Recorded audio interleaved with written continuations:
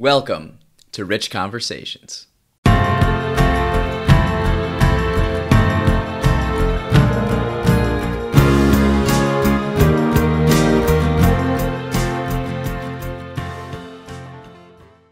Last week, a friend of mine came over to catch up and check out the new apartment.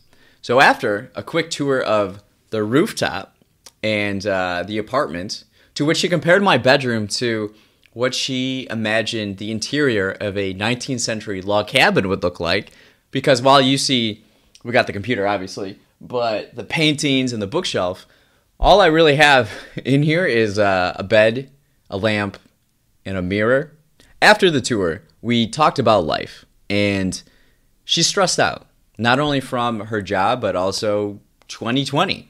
I've seen a lot of people like this, and so I shared with her a philosophy that my creative partner and roommate, Ken Ferguson, taught me like 2 years ago, and it has fundamentally shifted the paradigm of my thinking and action. So I've structured my approach differently about the world. I have valued my relationships more, and I'm much more fulfilled and happier. Low key, Ken is a very deep dude. Since I moved in with him in late August, we've had at least 12 deep philosophical conversations, including one last night. And I know this because I've been counting. He's a super talented illustrator and animator. He loves art, and he just loves consuming and creating art for the world. And it's like we kind of have the same perspective on life, but we're coming from like two totally different angles, which is super cool. Our living room is a creative studio. So we have this big table, and my personal favorite, we have an 8-foot whiteboard. And then we also have a vinyl record player, Apple TV, and then he's got his animation station in the corner, and that's where he is right now. Let's see if he can hear me. Ken! Probably not. He's probably got his headphones in or watching anime. It's incredible because cartoons are always on in our apartment, and our work, it feels like play, and it's so much fun to just bring positivity to the world and have that be our work, you know?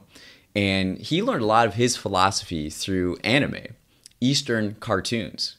Ken knows a lot about storytelling, and when he explained to me the difference between Eastern and Western storytelling, it really did change my perspective. So Western storytelling is based on Homer's Iliad and Odyssey, right? This Greek poem from long, long ago. And so the hero is among many, goes through obstacles and fights, and emerges as the last man standing. So you go from all these people down to one, right? The hero.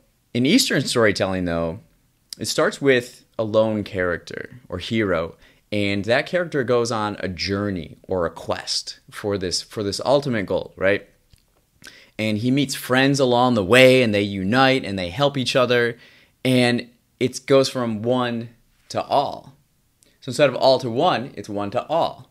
And that's the huge difference between them. And so after listening to this, I determined which way I wanted to tell my own life story. It's the latter, right? It seems a lot more fun and gratifying to me. I used to think that I had to do everything myself. I'm just going to put my head down. I'm going to work really hard. But Ken's lesson, it came at a perfect time too, because this was like 2 years ago, and my first book had come out, and it had been completely exhausting. And I thought to myself, I was thinking like, there's got to be a better way. There's got to be a more fun way to do this. I feel many Americans are stressed out like my friend. And what I told her is that I think she's trying to do too much. You know, how exhausting it must be to read the news and think that you have to do something about everything. You know, you're only one person, and you're trying to solve every problem. You know, of course you're going to get burned out. And I think Americans, we've been so influenced by Western version of storytelling that we haven't considered that there might be another way. And until Ken, I didn't really think about it. What if we listen to others and ask ourselves, how can we do this together? I don't know much about this, but you do. And I bet you can help. Let's elevate ourselves and the world at the same time. So this podcast is designed with that basic understanding of Eastern storytelling.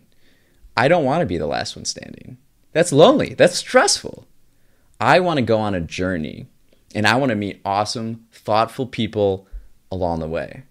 And I want to listen to them and understand what they have to offer the world, because everybody has something to offer, whether they know what that is yet or not.